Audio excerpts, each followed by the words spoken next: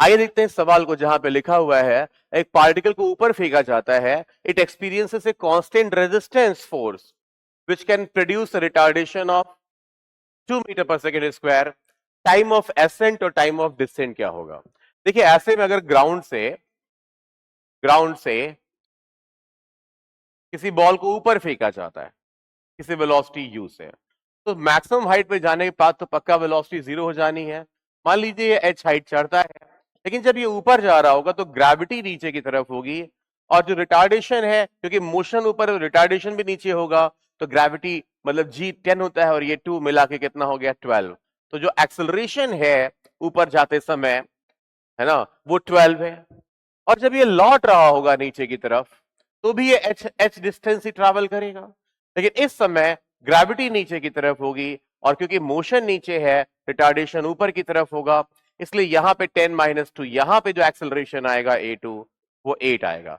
मतलब ऊपर जाते समय एक्सेलरेशन 12 है और नीचे आते समय एक्सेलरेशन 8 है। ओके, अब देखिए ऊपर जाते समय एक इक्वेशन हम लगा सकते हैं। वो क्या लगा, देखिए मेन कंसेप्ट यहाँ पे यूज है वो ये हो रहा है कि जो रिटार्डेशन है, जो जो एयर का फोर्स है, it is always opposite to velocity. The force of air is opposite to velocity, और ये भी वहां पे जी में ऐड हो रहा है। तो जो हमारा मोशन है वो परफेक्टली अंडर ग्रेविटी नहीं है, रेजिस्टिव मोशन है।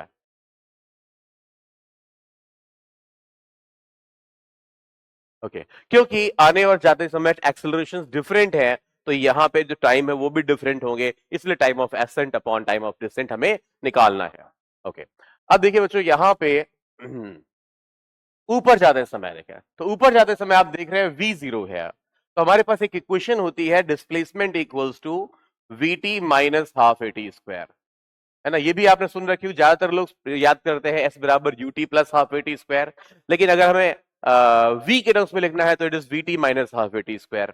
अब देखिए मैं एक यूज कर रहा हूं क्योंकि मुझे u तो पता है कुछ है, लेकिन v पक्का जीरो है, तो मैं कह सकता हूं भाई डिस्प्लेसमेंट कितना हुआ h, v कितना हुआ जीरो, एक्सेलरेशन नीचे की तरफ 12 है, तो मैं यहाँ पे 12 लिख दूंगा, 12/2 क्या हो गया जी 6 हो गया, और ऊपर जाने का टाइम t1 स्क्वायर मान लीजिए। अब हम नीचे वाले मोशन को लेते हैं, नीचे वाले मोशन में भी डिस्प्लेसमेंट एच है, इस बार यू जीरो है, तो मैं UT plus half A T square कर देता हूं। तो मैं क्या करता हूं, यूटी प्लस यूटी तो जीरो है और प्लस हाफ है, इस बार ए की वैल्यू 8 है, तो मैं कहूंगा हाफ है 4 हो जाएगा, और लौटने का टाइम T2 स्क्वायर। हम देख सकते हैं एलएचएस बराबर है, तो मैं सीधे सीधे कह सकता हूं 6T1 square equals to 4T2 square. तो क्लियरली यहां पे देखिए T1/T2 की वैल्यू आ जाएगी √2/3, ये आ जाएगी, और ये वैल्यू लगभग लगभग 0.8 के आसपास होती है, तो इसे आप कैलकुलेट कर सकते हैं आइदर बाय कैलकुलेशंस और कैलकुलेटर, तो ये आपका आंसर आ जाएगा। आंसर यही है, आप इसको डेसिमल में फाइंड आउट कर सकते हैं।